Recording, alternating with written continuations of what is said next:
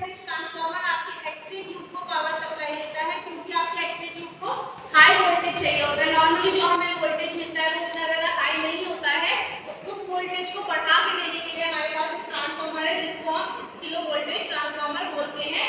इसमें हमारे पास क्या पाया जाता है, एक आपका ऑटो ट्रांसफार्मर पाया जाता है और आपका स्टेप अप ट्रांसफार्मर पाया जाता है। ठीक है, तो जो आपका ये ऑटो ट्रांसफार्मर है ये बेसिकली बेस्ड होता है आपका किस पे, सेल्फ इंडक्शन पे। किस पे बेस्ड होता है, सेल्फ इंडक्शन पे।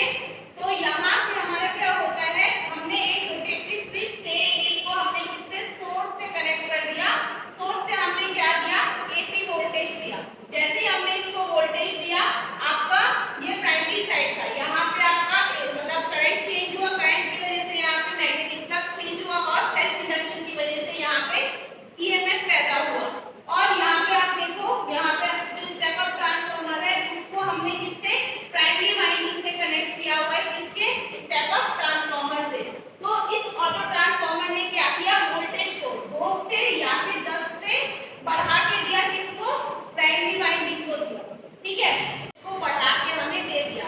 अब हम इसको क्या बन गया, हमारा ये सोर्स बन गया। अब इस ऑटो ट्रांसफार्मर को हमने कनेक्ट किया हुआ है किससे, स्टेप अप ट्रांसफार्मर से हमने इसको क्या कर रखा है, कनेक्ट कर रखा है। तो इस ऑटो ट्रांसफार्मर के सेकेंडरी साइड में आपका एसी वोल्टेज दिया, किसको, टू द प्राइमरी वाइंडिंग। अब यहाँ पे प्राइमरी वाइंडिंग को क्या मिला, वोल्टेज मिला, और प्राइमरी वाइंडिंग में भी क्या हुआ, सेल्फ इंडक्शन हुआ। सेल्फ इंडक्शन की वजह से यहाँ पे ईएमएफ प्रोड्यूस हुआ, और ड्यू टू म्यूचुअल इंडक्शन आपका सेकेंडरी